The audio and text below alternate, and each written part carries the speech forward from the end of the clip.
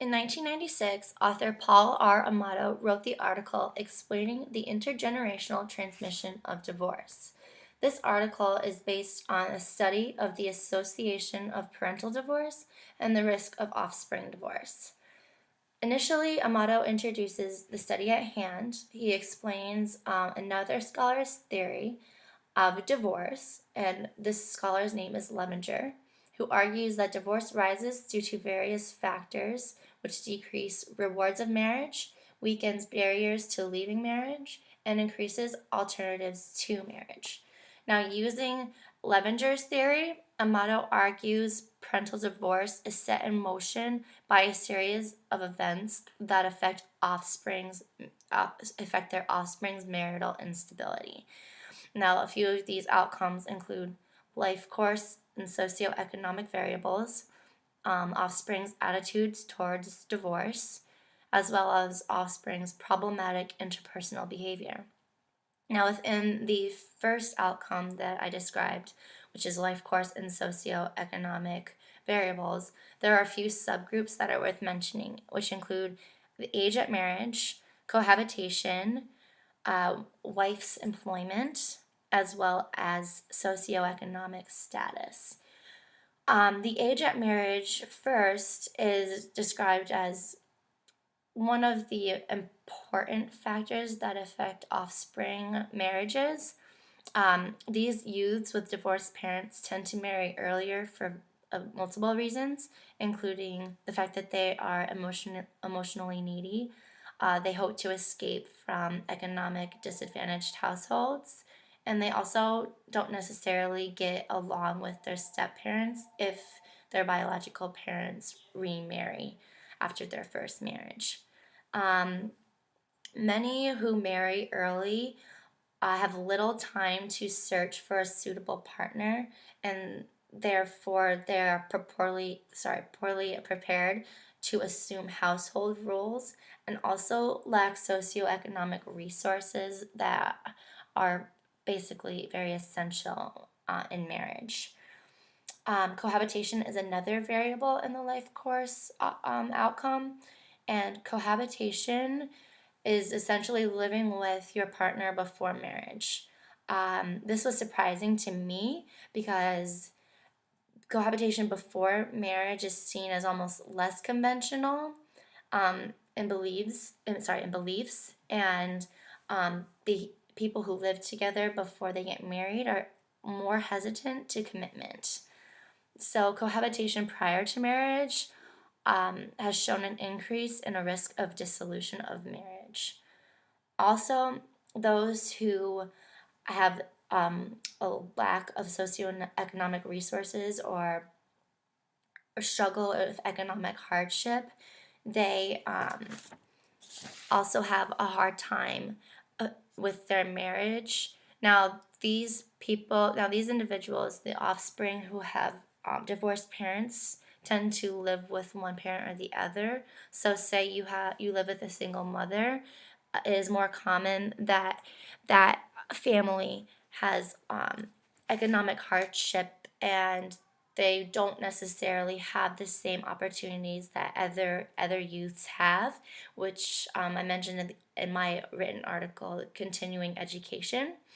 And those who don't continue education are seen as they end up becoming married to someone and not being able to communicate as well, because maybe they jump into their relationship, maybe they live with their significant other beforehand and just don't have time to really work on themselves before they go on to get married. And then lastly, wife employment is something that stood out to me just because single mothers end up teaching their children, as most importantly their daughters, independence and the importance of independence. So when these mothers teach their daughters to be less reliable on others and more reliable on themselves and their careers and employment, they no longer have dependency on someone else. So therefore, they don't depend on their partner in their marriage, and that can ultimately have effects on the marriage and can lead to divorce later on. Now, the second outcome was the attitudes toward divorce, and the offspring of divorced parents hold a different mentality about divorce than others who have parents who have been in relationships for a significant amount of time. Now, these individuals hold a relatively liberal attitude towards marriage. Either they have a pessimistic outlook on lifelong or successful marriage because of the example that has been set for them, and they also evaluate divorce less negatively, so they feel less of a compulsion to stay in a marriage if it's not working out for them. So they see divorce as kind of a result or a solution to a bad marriage and don't see it as simply a bad thing that other people with other tradition and values do. Also, another outcome is the problematic interpersonal behavior, and this explains how parents who have divorce do affect their children's behaviors in many ways. Divorce and disturbed family relationships increase the likelihood that offspring develop interpersonal orientations that end up interfering with their intimate relationships later on in life. For example, if they see a lack of affection between their parents, then ultimately they're going to lack that interpersonal skill, say communicating with their future loved one effectively. And also, if that parent who is divorced has a lack of affection to their children, their offspring will gain these personal traits like lack of trust, jealousy, inability to trust, and as well as the inability to commit to a partner, which ultimately has a problem with relationships later on in life. It just results in emotional insecurity that interferes with quality of a marriage later on in life.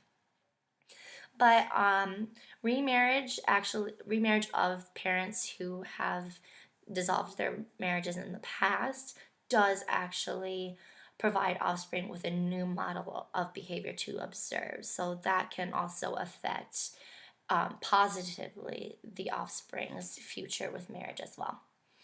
Amato goes on in the article to describe his extended research on the matter,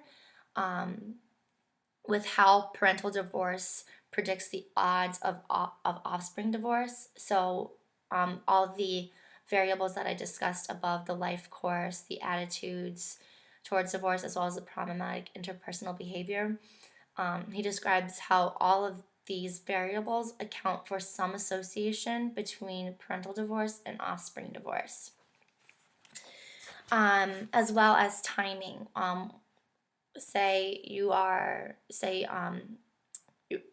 If your parents get divorced when you were a child, or in your adolescent years, or in your early adult years, that also affects your future or the offspring's marriage.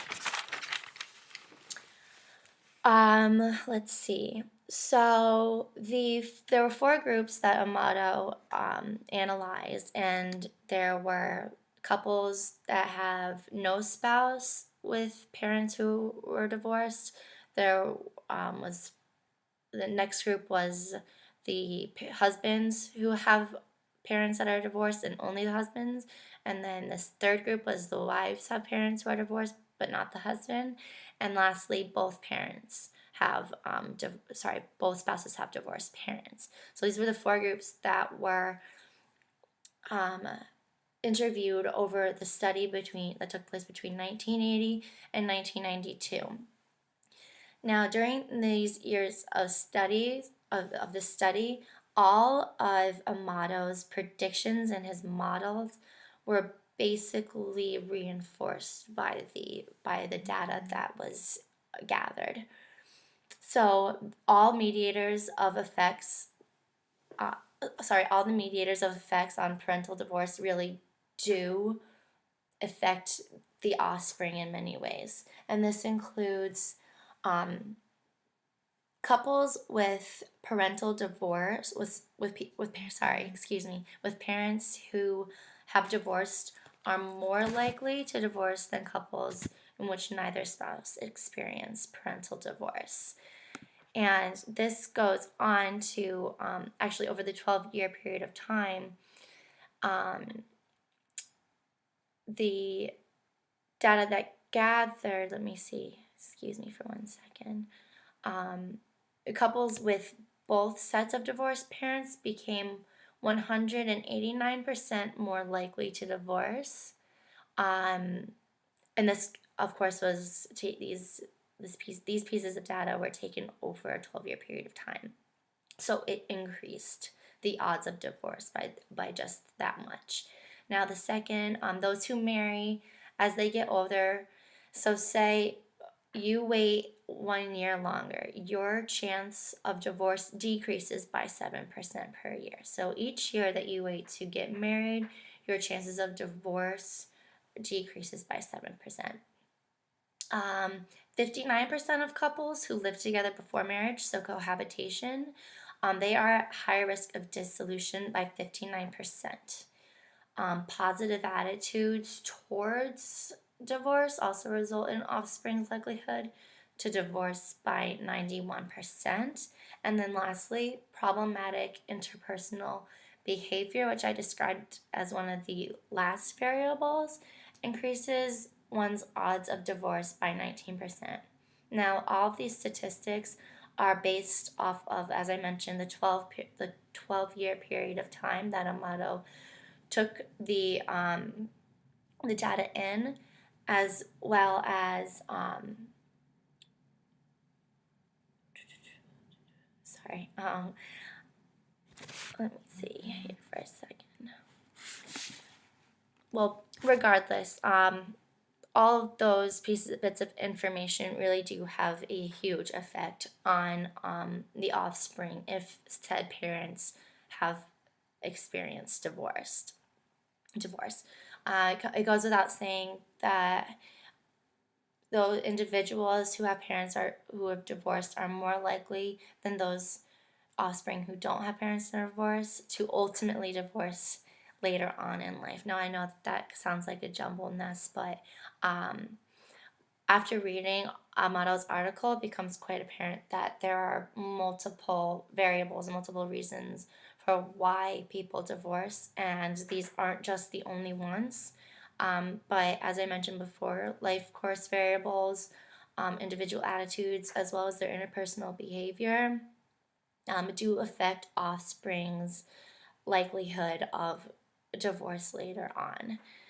Of course, as I mentioned, there are many other explanations that exist that explain explain why divorce happens, but it became quite apparent throughout this article that parental divorce affects offspring in many inconsistent ways.